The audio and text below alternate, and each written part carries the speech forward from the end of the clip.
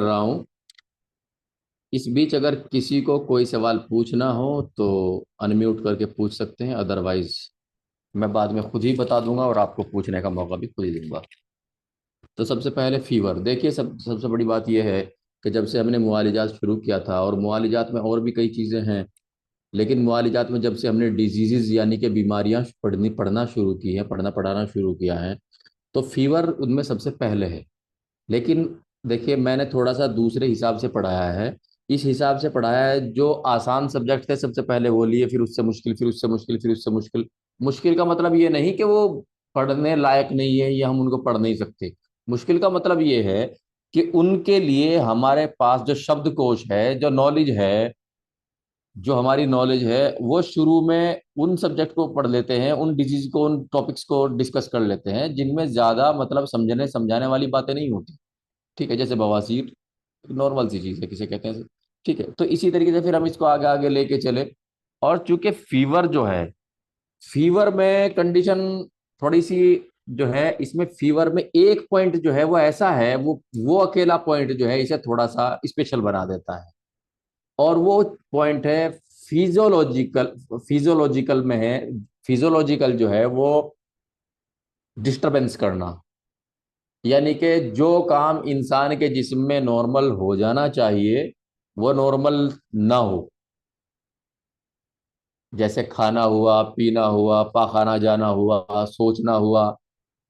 ठीक है, भूख लग रही है, वो सब चीजें हैं। पेशाब करना हुआ, बच्चे पैदा करना हुआ, वो सारे फंक्शन है, बॉडी के नॉर्मल फंक्शन है। लेकिन जब ये मुतासिर हो जाए किसी वजह से, जब ये मुतासिर हो जाए किसी वजह से, तो उसकी एक वजह बुखार भी हो सकता है। और ये जो फिजियोलॉजिकल कंडीशन है, फिर ये फिजियोलॉजिकल से हटके, क्योंकि फिजियोलॉजिकल जो कंडीशन होती है ना वो सारी नॉर्मल होती है टोटल, यानी कि वो काम जो नॉर्मली होते रहने चाहिए वो फिजियोलॉजिकल कंडीशन है। और फिजियोलॉजिकल कामों में जब दिक्कतें आनी शुरू हो जाए, परेशानियां, फिर वो फिजियोलॉजिकल ना रह करके पैथोलॉजिकल में पहुंच जाता है, यानी कि बीमार, इल्मुल अमराज में पहुंच जाता है। ठीक है, तो ये जो इसका पॉइंट है, ये पॉइंट इसे खास बनाता है बहुत ज्यादा फीवर को। इसीलिए फीवर को मैंने सबसे लास्ट में लिया है। और मैं आपको बताता बताता चलूं, 10 फरवरी सन 2024 से हमने ये सफर शुरू किया था। बल्कि 6 फरवरी से किया था, लेकिन 10 फरवरी से जो है थोड़ा सा इसको अपग्रेड करके किया था। और ये इसका लास्ट पॉइंट है, फीवर। और फीवर में मैं 2-4 दिन लूंगा, 5-6-7 दिन भी ले सकता हूँ, एक हफ्ता भी ले सकता हूँ। एक्चुअली फीवर में से मेरा जो एक तुक्का है, मेरा जो एक कयास है, वो ये है कि जितनी भी यूनानी की परीक्षाएं होती हैं, फीवर में से सवाल अक्सर आ ही जाता है। और आपके पास डिजीज इतनी ज्यादा नहीं है, बीमारियां इतनी ज्यादा नहीं है आपके सिलेबस में, तो फीवर का जहां तक मुझे लग रहा है 98%, मेरा एक कयास है, एक टीचर का एक अंदाजा हुआ करता है, मेरा एक अंदाजा है कि 98%, 1 से 2 से 3 से 4 सवाल भी आपको फीवर में से पूछे जा सकते हैं। अगर एग्जामिनर ही छोड़ दे, भाई वो मर्जी का मालिक है, छोड़ सकता है, एग्जामिनर की मर्जी, जहां चाहे से पूछ ले। लेकिन अगर हम हक की बात करें कि फीवर का इतना बड़ा मतलब वो है कि फीवर में से 2 से 4 सवाल कम से कम बनते ही हैं मुआलिजात सब्जेक्ट से। ठीक है, अपने आप में मुआलिजात सबसे बड़ा सब्जेक्ट होता है एक तरीके से। तो आज हम पढ़ रहे हैं फीवर। तो फीवर को कोई भी स्टूडेंट जो है हल्के में ना ले, क्योंकि एक एक नंबर जोड़ करके जो है ना, हम 80 या 90 नंबर, यानी कि 80 या 90 क्वेश्चन करने का प्रयास कोशिश करते हैं, तो हम किसी भी सवाल को हल्के में नहीं ले सकते। तो आज शुरू करते हैं फीवर। आज शुरू कर रहे हैं, ये कई पार्ट में जाके पूरा होगा, 2 4 5 6 7 दिन की क्लासेस इसमें लग सकती हैं, तो आपको जो है इससे बोर नहीं होना, इसमें सीखना भी है। क्योंकि फीवर एक ऐसा सब्जेक्ट है, मैं आपको बताऊं, कि ज्यादातर जो जनरल प्रैक्टिशनर हैं उनकी प्रैक्टिस चलती ही फीवर पे है। भाई डेंगू आ गया, मलेरिया, फेल्सीपैरम आ गया, मलेरिया वाइवैक्स आ गया, वायरल फीवर आ गया। ठीक है, तो ज्यादातर की जो प्रैक्टिस है, जो जनरल फिजिशियन है, वो सबसे ज्यादा जो बीमारी के मरीज आते हैं वो बुखार वाले आते हैं, टाइफाइड वाइफाइड जो भी है सब कुछ। तो फीवर जो है बड़ा इंपॉर्टेंस ही रखता है अपने आप में जो है, एग्जाम की दृष्टि से, एग्जाम के नजरिए से और प्रैक्टिस के नजरिए से। यानी कि प्रैक्टिस में मरीज बहुत ज्यादा आते हैं और एग्जाम में इससे संबंधित सवाल बहुत ज्यादा आते हैं। फीवर, फीवर यानी कि हुम्मा। हुम्मा, हाँ, बुखार एक ही चीज है। हुम्मा जो है वो सिंगुलर यानी कि एक वचन है। हुम्मा सिंगुलर है, एक वचन है। इसका बहुवचन यानी कि प्लूरल जो है वो हुम्मियात है। ठीक है, हुम्मा की जमा हुम्मियात। जिस तरीके से खबर, कोई एक न्यूज़ है, उसको खबर कह देते हैं, ठीक है। और बहुत सारी अगर न्यूज़ आ जाए तो उसको अखबार बोल देते हैं। खबर की जमा क्या हुआ? अखबार। इसी तरीके से हुम्मा एक सिंगल यानी कि सिंगुलर यानी कि एक वचन, और हुम्मियात बहुवचन, यानी कि बहुत सारे बुखारों को हुम्मियात कह सकते हैं। कुल मिलाकर के आप एक नॉर्मल सी जबान में ऐसे समझ सकते हैं। हुम्मा के मायने हरारत गरीबा के हैं। कई जगह इससे पहले मैं पढ़ा चुका हूँ अजसाम गरीबा। अजसाम गरीबा एबनॉर्मल एबनॉर्मल बॉडीज या फॉरेन बॉडीज, यानी कि उन कारणों को अजसाम गरीबा कह देते हैं जो इंसान के जिस्म में कहीं बाहर से घुस जाएं, किसी भी तरीके से घुस जाएं, और अंदर जो है गड़बड़ी पैदा शुरू कर दें, बीमारी की हालत, इंसान को बीमारी की हालत में लाहक कर दें, बीमारी की हालत लाहक हो जाए। तो वो क्या है? अजसाम गरीबा। गरीबा इसलिए इसका नाम रखा गया है क्योंकि ये जो है थोड़ा एबनॉर्मल होता है। एक्चुअली जो गरीबा है, गरीबा के मायने होता है यूनानी में एबनॉर्मल के, ठीक है। तो हरारत कहते हैं गर्मी को या टेम्परेचर को, हरारत गरीबा यानी कि ऐसा टेम्परेचर, हरारत के मायने टेम्परेचर या गर्मी, और गरीबा, गरीबा कहते हैं एबनॉर्मल को, या कोई चीज जो बाहर से आई हो, या कोई चीज वो जो जिस्म के मुवाफिक ना हो, जिस्म से अलग चीज हो। जब अंदर आया, ठीक है, तो जो हमारे एंटीबॉडी वगैरह हैं वो समझे कि ये तो कुछ नया आ गया, ठीक है, तो उनको बोलते हैं गरीबा, यानी कि जो चीज बाहर से घुस जाए। हरारत गरीबा यानी कि एबनॉर्मल टेम्परेचर, ठीक है, एबनॉर्मल हरारत।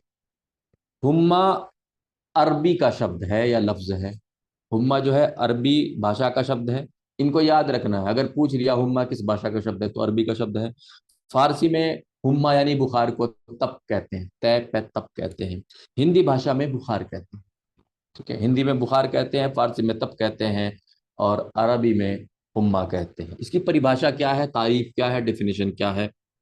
ऐसा एबनॉर्मल टेम्परेचर जो हार्ट से शुरू होता है, कल्ब से शुरू होता है, दिल से शुरू होता है, और हार्ट यानी दिल से शुरू होकर सर्कुलेटरी सिस्टम यानी कि दौरान खून, निजाम दौरान खून के जरिए यानी कि द्वारा पूरे जिस्म में फैल जाता है। वो टेम्परेचर जो दिल से शुरू होता है, कल्ब, दिल को कल्ब भी बोलते हैं यूनानी में, ठीक है, यानी कि दिल से शुरू होकर के इंसान के जिस्म में सर्कुलेटरी सिस्टम यानी कि जो खून वाला सिस्टम है। खून वाला क्या सिस्टम है? हम फिजियोलॉजी में पढ़ के आए हैं कि हमारा जो कल्ब है, जो किसी का भी कल्ब होता है, वो क्या करता है? वो खून को खून को पंप करके प्रेशर से जो है पूरे जिस्म में धकेल देता है, और फिर पूरे जिस्म में वो अलग अलग डिवाइड होकर के पूरे जिस्म का तगजिया करके, न्यूट्रिशन करके वापस वहां से आ जाता है। जब जाता है, जिन पाइपों में को जाता है उनको आर्टरीज बोलते हैं, और जिन पाइपों में को वापस खून दिल में पहुंचता है उनको वेंस बोलते हैं, ठीक है। तो हार्ट के बारे में ये कहा गया है कि जो हरारत गरीबा यानी कि बुखार है, यानी कि एबनॉर्मल टेम्परेचर है, सॉरी, जो एबनॉर्मल टेम्परेचर है ये दिल से शुरू होता है। कहाँ से शुरू होता है? दिल से। और दिल से शुरू होकर के दौरान खून यानी कि खून में को चल करके पूरे जिस्म में पहुंच जाता है। अब जिससे बॉडी सिस्टम यानी जिस्मानी निज़ाम या अफ़ाल में खराबी, खलल वाक़ हो जाता है, इसे हम हुम्मा या बुखार कहते हैं। ये क्या कह रहे हैं? जो एबनॉर्मल टेम्परेचर है, जो गैर तबाई हरारत है, जो गैर तबाई गर्मी है, ठीक है, ऐसे समझ लीजिए उसको, वो दौरान खून यानी कि ब्लड सर्कुलेटरी सिस्टम के जरिए से खून में मिलकर के आर्टरीज को होता हुआ पूरे जिस्म में फैलती है। क्या? एबनॉर्मल टेम्परेचर, गैर तबाई हरारत, ठीक। अब जब पूरे जिस्म में फैल गई तो जिस्म के जितने भी ऑर्गन्स हैं, उजू हैं, आज़ा हैं, जैसे कि फेफड़े हुए, दिल हुआ, पेट यानी कि स्टमक हुआ, लिवर यानी कि कबिद हुआ जिसको हम जिगर भी कहते हैं, और खुसियतुर रहम यानी कि ओवरीज हुई, और खुसिया यानी कि फोते हुए, और दिमाग यानी कि ब्रेन हुआ, इन सब चीजों में पहुंचता है, और किडनी यानी कि गुर्दे हुए, इन सब ऑर्गन्स में जो है ब्लड पहुंचता है और इनको तगजिया देता है, इनको न्यूट्रिशन देता है, ठीक है। अब ये क्या कह रहे हैं कि जो गर्मी है, एबनॉर्मल हरारत है, वो दिल से शुरू होकर के जिस्म के तमाम हिस्सों में फैल जाती है। अब जब वहां फैल जाती है, मान लीजिए फेफड़ों में गई, तो फेफड़ों का क्या काम है? सांस लेना, सांस निकालना, कार्बन डाइऑक्साइड और ऑक्सीजन का जो है आपस में तबादला, यानी कि अंदर जो है ऑक्सीजन वाली हवा जाती है और कार्बन डाइऑक्साइड वाली हवा निकल जाती है। तो विनिमय, हिंदी में इसका लिए शब्द प्रयोग हुआ है विनिमय, यानी कि एक्सचेंज, ठीक है, एयर एक्सचेंज, यानी कि ऑक्सीजन वाली हवा जाना, कार्बन डाइऑक्साइड वाली हवा वापस आ जाना, ठीक है। तो जब फेफड़े मुतासिर होंगे, मान लीजिए वो गर्म हरारत जो है फेफड़ों में गई, तो फेफड़े मुतासिर होंगे, ठीक है। तो फेफड़े कहीं ना कहीं, फेफड़ों का जो फंक्शन है, फेफड़ों का फंक्शन, फेफड़ों का काम क्या है, ऑक्सीजन वाली हवा लेना, कार्बन डाइऑक्साइड वाली हवा वो करना। तो वो उतने अच्छे से नहीं कर पाएंगे फेफड़े जितने के नॉर्मली कर रहे थे। क्यों?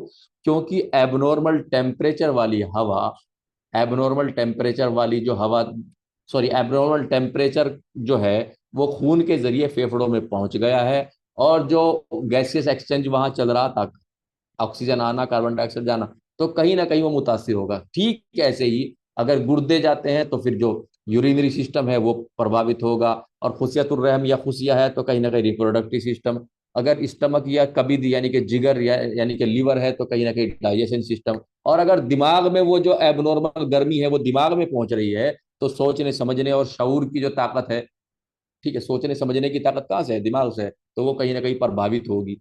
तो ये जो गर्मी है, समझने की बात ये है, ये जो गर्मी है जो दिल से शुरू होकर के इंसान के जिस्म के अलग अलग हिस्सों में गई है ना, प्लीज ध्यान दीजिए, ये जो गर्मी है जो दिल से शुरू होकर के अलग अलग हिस्सों में खून में मिल करके गई है, ये जहां पर भी जाएगी वहीं पर गड़बड़ी पैदा करेगी। यानी कि जो फंक्शन है, जो जो फंक्शन है, जो अफाल है, यानी कि जो फिजियोलॉजिकल कंडीशन है, फिजियोलॉजिकल में पे क्या पढ़ते हैं, फिजियोलॉजिकल में जिस्म के काम ही तो पढ़ते हैं कि बॉडी का कौन सा काम क्या कर रहा है। तो ये जो फिजियोलॉजिकल कंडीशन ऑफ बॉडी है ये कहीं ना कहीं डिस्टर्ब होगी, और उसकी उससे क्या होगा, उससे ये होगा कि उससे जो काम जो ऑर्गन कर रहा था, जब उसको एबनॉर्मल टेम्परेचर उसको टच करेगा, उसको पहुंचेगा, उसको मिलेगा, तो उसका जो नॉर्मल काम था वो कहीं ना कहीं मुतासिर होगा, ठीक है।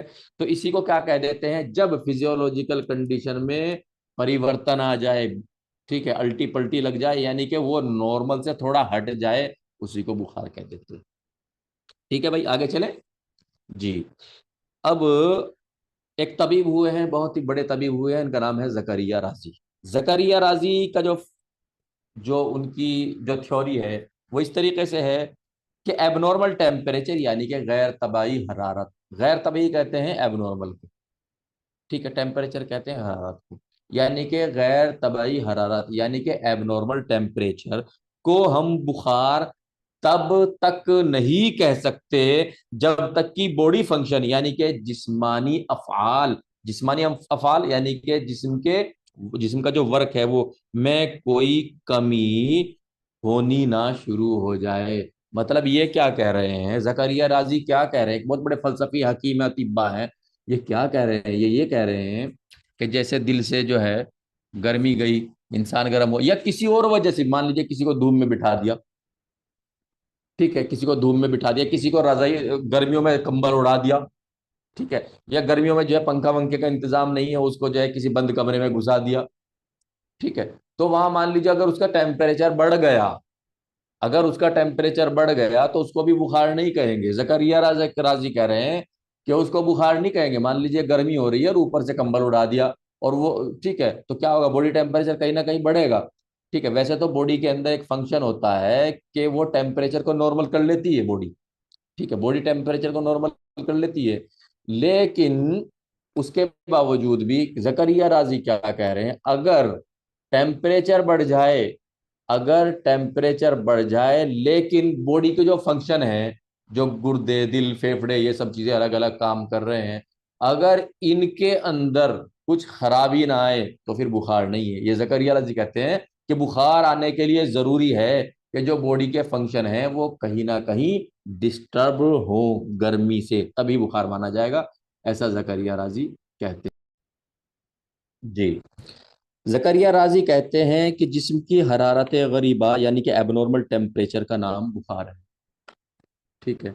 तो इसमें सवाल जो है इस तरीके से बन सकता है, क्योंकि सवाल कैसे बनेगा, सवाल सीधे सीधे बनेगा कि बॉडी फंक्शन के यानी कि जिस्म के जो फंक्शन हैं उनके अंदर कहीं ना कहीं चेंजेस आने की वजह से ही, चेंजेस आने के बाद ही, गर्मी मान लीजिए शरीर की बढ़ गई एक अलग चीज है, लेकिन जब तक बॉडी के जो फंक्शन है बॉडी के फंक्शन में कुछ ना कुछ कमी बेशी ना हो, कुछ गड़बड़ी ना हो, कुछ खराबी ना हो, तब तक बुखार नहीं मानते। एक यही पॉइंट ऐसा है जो कि बहुत ज्यादा मतलब एग्जाम में पूछने के जिसके चांस बनते हैं जी।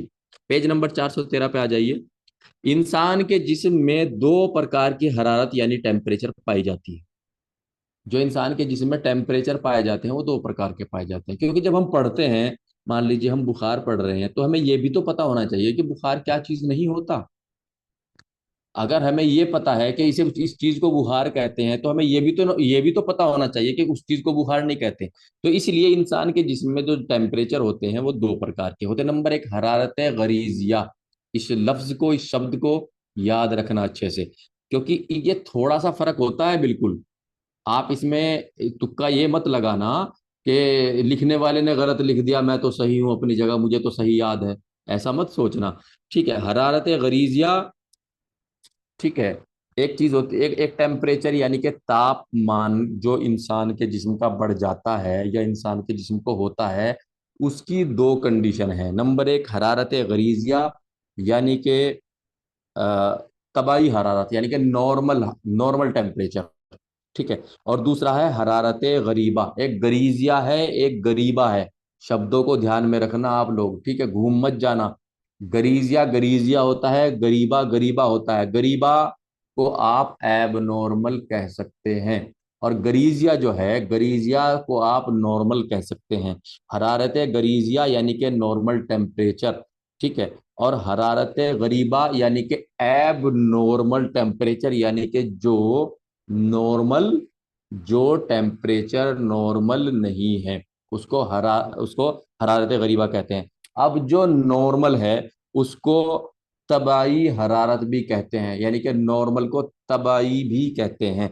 हरारत गरीजिया को तबाई हरारत भी कहते हैं या नॉर्मल टेम्परेचर भी कहते हैं। इसी तरीके से हरारत गरीबा को एबनॉर्मल टेम्परेचर भी कहते हैं, या दूसरा नाम क्या कहते हैं, बुखार भी कहते हैं।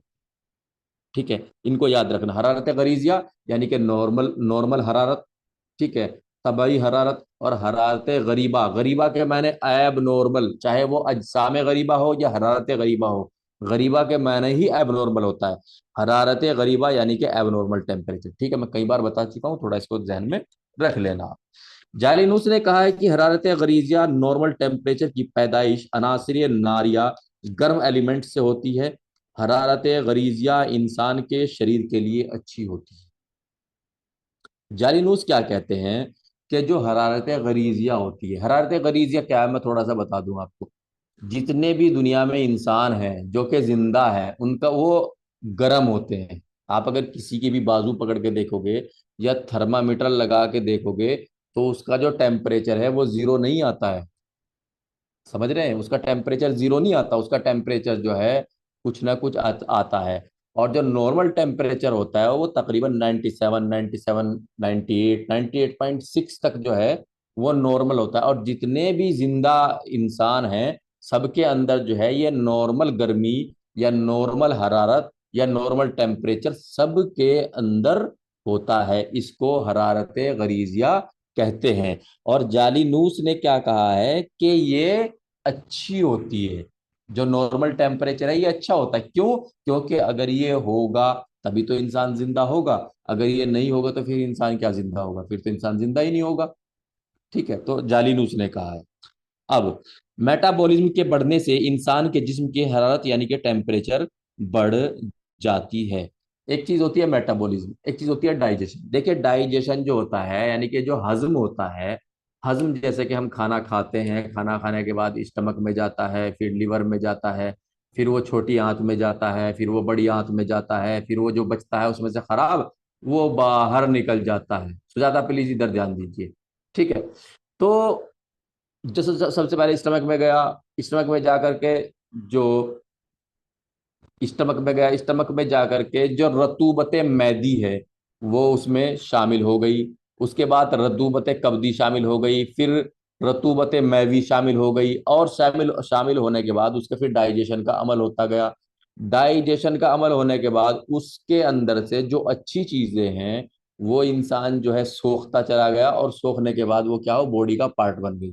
लेकिन बॉडी का पार्ट बनने के बाद जो हजम है, हजम एक तो ये है जो खाया वो पेट में जा करके जो है रतूबत मैदी उसमें मिलने के बाद, रतूबत मैदी उसमें मिलने के बाद वो बनता है कैमूस।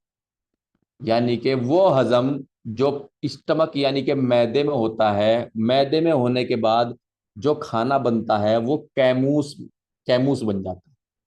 ठीक है। और कैमूस बनने के बाद फिर जो है वो लीवर में हजम होता है, और वो जब लीवर में यानी कि कब्ज में हजम होता है तो उसका कैलूस बन जाता है।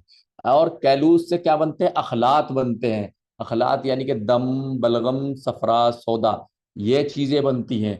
और ये सब चीजें बनती हैं, ये सब चीजें क्या करती हैं? ये जिस्म के अलग अलग हिस्से जरूरत के हिसाब से बन जाते हैं। ये तो हुआ यूनानी कॉन्सेप्ट। अब जो हमारा इंग्लिश कॉन्सेप्ट है वो क्या है? जैसे हमने खाया, डाइजेशन हुआ, डाइजेशन करने के बाद फिर वो एब्जॉर्प्शन हुआ।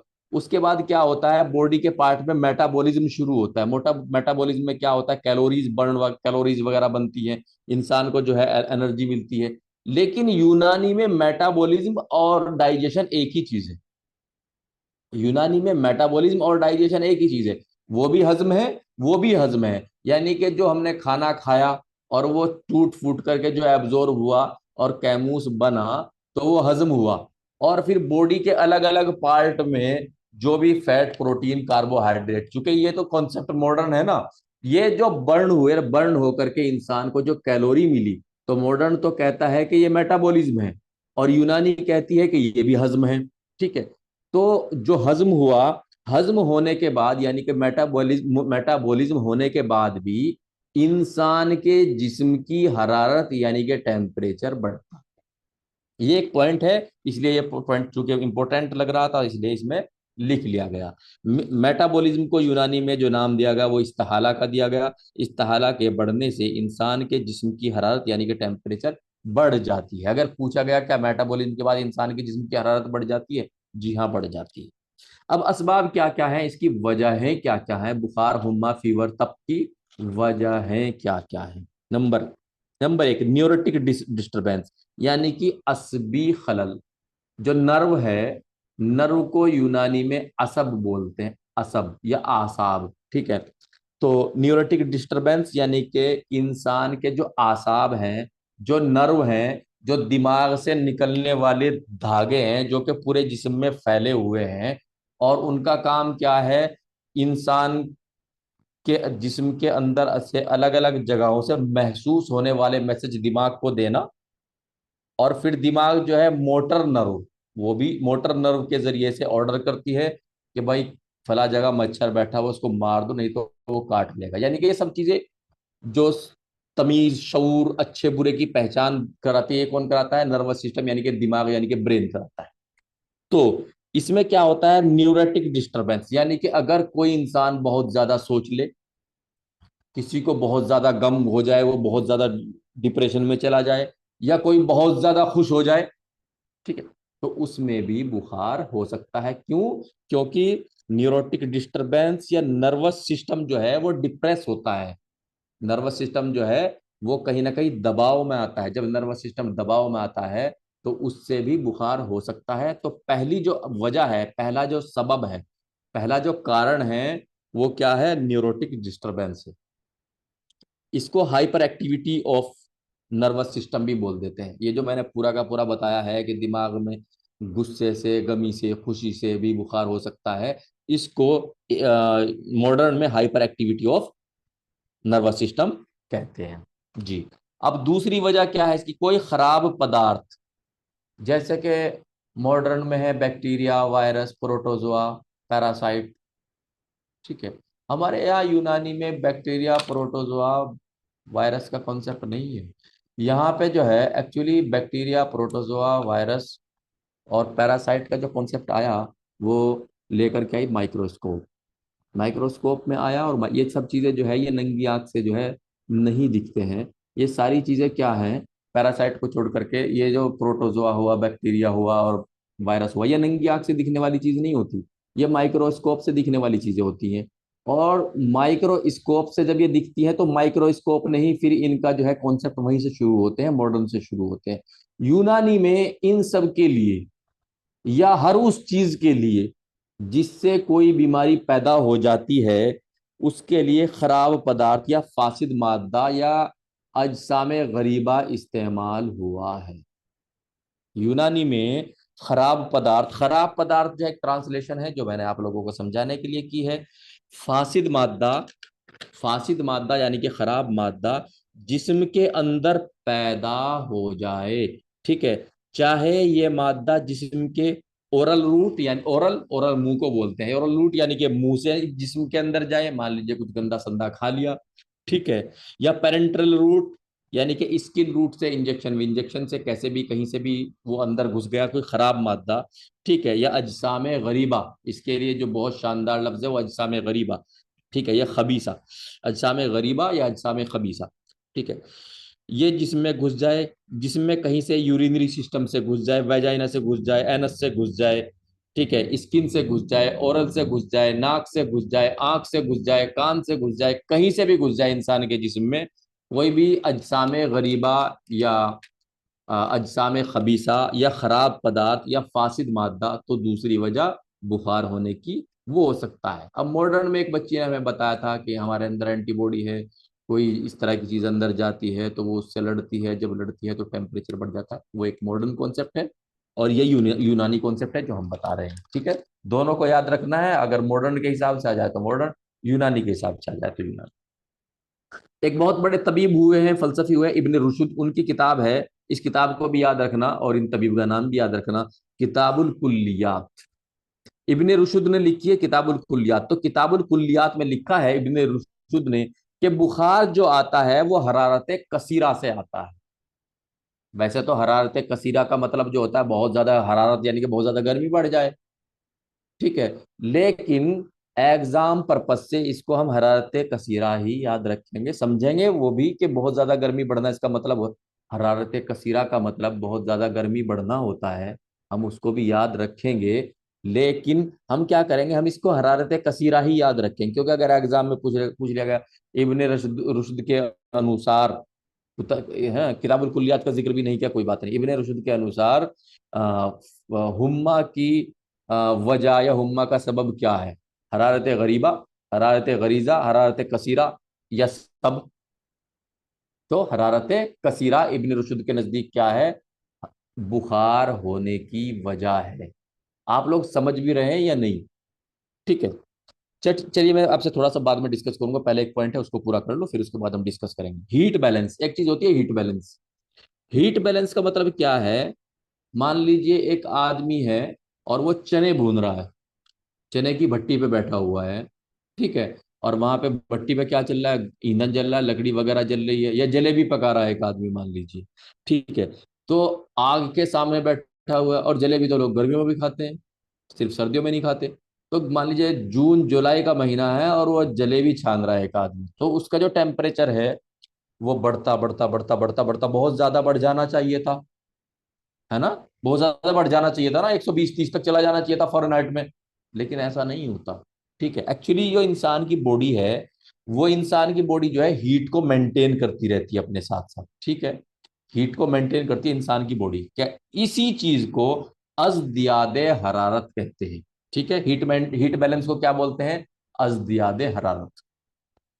हीट को मेंटेन करने वाले कारक यानी कि वजह, जैसे पसीना आना, और भी बहुत सारी वजह है, ठीक है। एक बच्ची जो है वो फिरोजा बोल रही थी कि हाइपोथैलेमस से जो है टेम्परेचर बढ़ता है, ठीक है। वो मॉडर्न कॉन्सेप्ट है, ठीक है। तो हीट को मेंटेन करने वाली वजह क्या क्या होती है, जैसे बुखार, जैसे पसीना वगैरह का वगैरह आकर के क्या होता है, हीट जो है, टेम्परेचर जो है, हरारत जो है वो क्या हो जाता है, कंट्रोल हो जाता है। अब हुम्मा की जो है क्लासिफिकेशन है, यानी कि दर्जाबंदी करी गई है।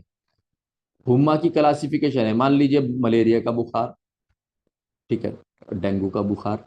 मैं आपको एक नॉर्मल तरीके से समझा रहा हूँ, मैं आपको नॉर्मल तरीके से समझा रहा हूँ, फिर हम इस पर डिस्कस करेंगे, डीप में अच्छे से डिस्कस करेंगे, क्योंकि इसमें सवाल किधर से भी निकल के आ सकता है। तो फिलहाल आप ये समझ लीजिए बुखार बहुत तरह के होते हैं, जैसे कि डेंगू हुआ, मलेरिया हुआ, टाइफाइड हुआ, वायरल हुआ, ठीक है। डेंगू भी वैसे वायरल ही होता है, कोरोना में भी बुखार आता है, टीबी में भी बुखार आता है, ठीक है। तो या शुगर के मरीज को भी जो है डिहाइड्रेशन होकर फीवर आ जाता है, बुखार आ जाता है। तो ये सब चीजें हैं। तो हुम्मा का क्लासिफिकेशन, क्लासिफिकेशन कहते हैं एक तरीके से बंटवारा, यानी कि बांटना, यानी कि तकसीम करना।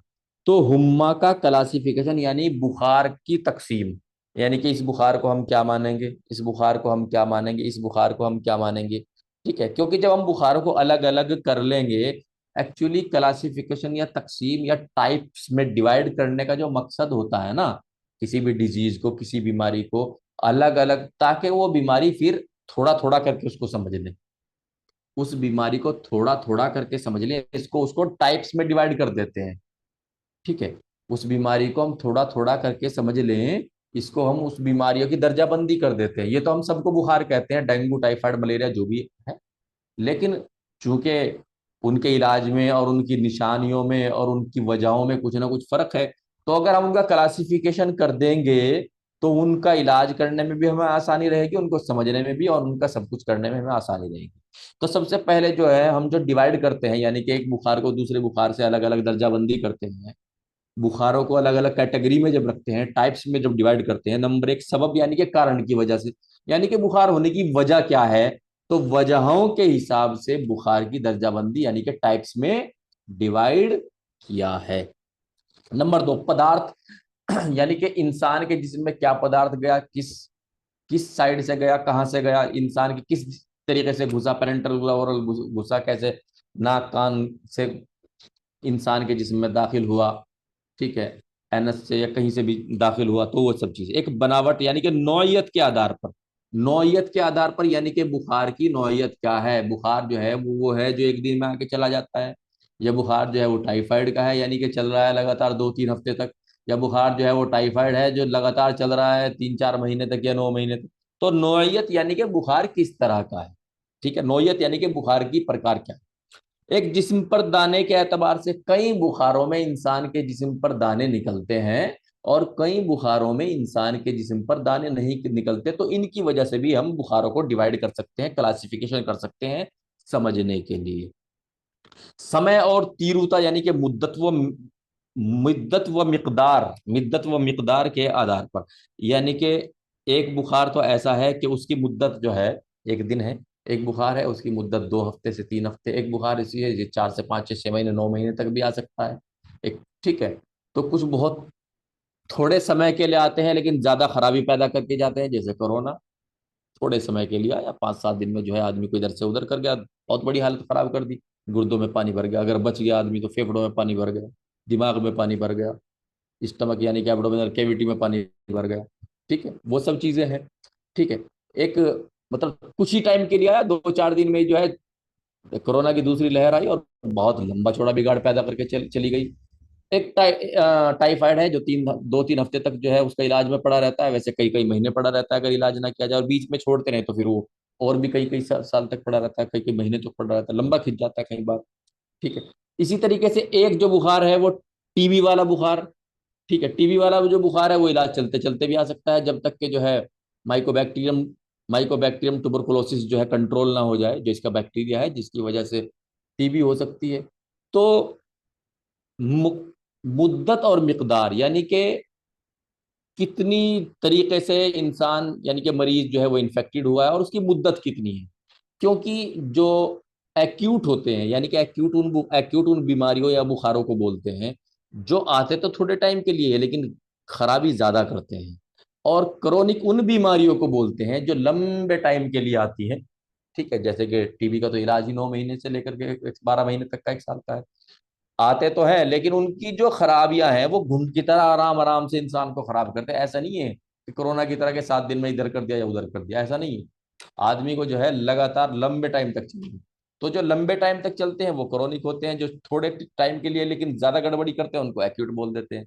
तो मुद्दत या मिकदार के आधार पर भी, यानी कि समय और तीव्रता के आधार पर भी बुखार को डिवाइड यानी कि बांटा जा सकता है, ताकि उसको समझ ले और समझ करके फिर जो है उसको एग्जाम में भी जवाब दे दें, और प्रैक्टिस में भी जो है मरीजों के लिए मरीजों की खिदमत, मरीजों की सेवा कर सके। अब ये पूरा हो गया। अब जिस स्टूडेंट को कुछ समझ में ना आया हो प्लीज मुझे पूछ लीजिए, पेज नंबर 414 तक हो गया है, आगे इसके बाद पढ़ें।